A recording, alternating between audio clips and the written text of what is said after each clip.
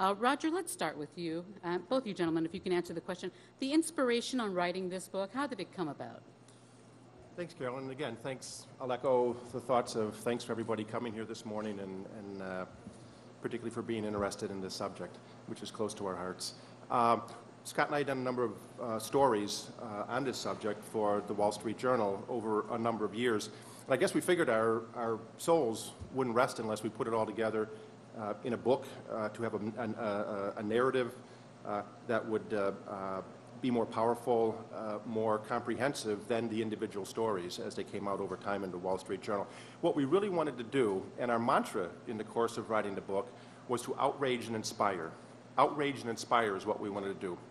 Outrage that we brought hunger with us into the 21st century, even though the Green Revolution was one of the great accomplishments and scientific wonders and achievements of the 20th century. And not only have we brought hunger with us into the 21st century, but as Carolyn said, in ever-increasing numbers, that there's 1 billion people that go to bed hungry every night in this world. At the beginning of the 21st century, in the first decade of the 21st century, is appalling, and shame on us for that. But at the same time, to inspire that this is one of the problems, and one of the great problems of the world, that can truly be overcome. That we have precedent on our side from what went on in the Green Revolution and from what most of the developed countries in the world, like the United States, have been able to do through agriculture transformation, the countries of Europe, and the wealthier countries of the world. And through that have seen the great examples that individuals matter and individuals can really make a difference on this. And so what we wanted to do was inspire people to realize that everybody can get involved, can do something on this front, and that basically that ending hunger through agriculture development can be one of the singular achievements of our generation and one of the great things of this, one of the great accomplishments of this decade. Terrific. And Scott, speak, if you will. Roger mentioned the Green Revolution, which is not about environment per se, but is about the environment of agriculture. What was it? And it was thought it was going to end all hunger. Why did it not? So in the 1960s, famine was becoming a bigger and bigger problem in India and Pakistan and other parts of Asia. And at that time, the United States was exporting to India alone something like 20% of the entire U.S. wheat crop was being sent as food aid to India to try to prevent hunger and famine from getting worse. And that was a period when a lot of journalists and authors were writing books about the whole theory of the population bomb, that the world, if you looked at what was happening in Asia with the growing population and agriculture's inability to keep up with it, if you looked at long-term trends, it would suggest that we're heading towards a disaster, a catastrophe that would be unprecedented. And by the 1980s, the entire world would, not the developed world, but much of the developing world would be awash in famine. So there was an effort to try to address that, and it became known as the Green Revolution because the solution to the famine was found not in continuing food aid, but in trying to help farmers in India and Pakistan be more productive.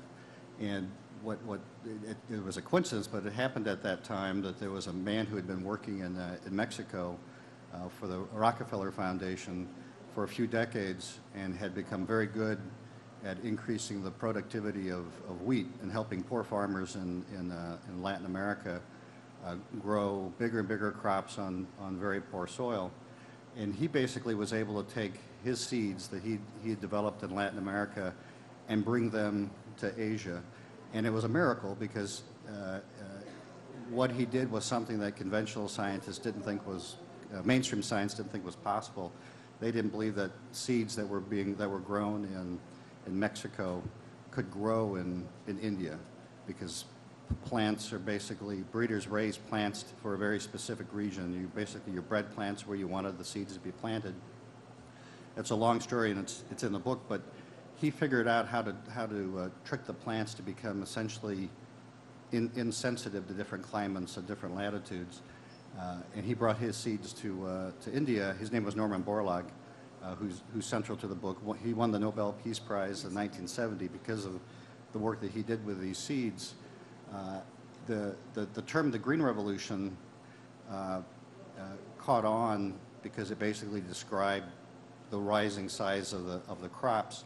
It became a controversial term later on because environmentalists would argue that it really wasn't a green revolution as they saw a green revolution, because this was a revolution that depended heavily on inputs like fertilizer and chemicals that environmentalists wouldn't agree with. So actually today, this term, the green revolution, is still Sure. controversial. And in Africa now, the work that's being done to develop agriculture there's a debate whether it should be called a green revolution or not, because that term from the 60s and 70s Well, is still but it controversial. did take real root in Asia and in Latin America, and Indira Gandhi was so moved that she ripped out her garden and planted the wheat that Norman Borlaug brought the seeds for. So, and it was a success there in alleviating much poverty.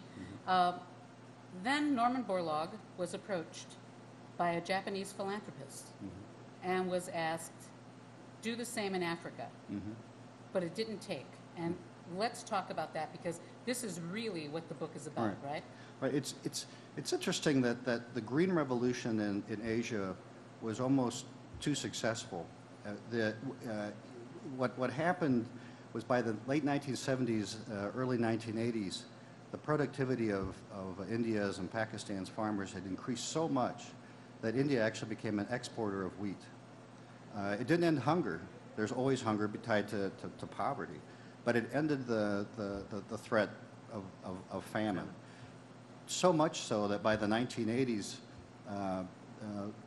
much of the West had become complacent about agricultural development. They didn't see famine as a worry anymore. I mean, one thing to remember is in the 1970s, when Asia was the home of the begging bowl nations, Africa in the 60s, I should say, didn't have these problems.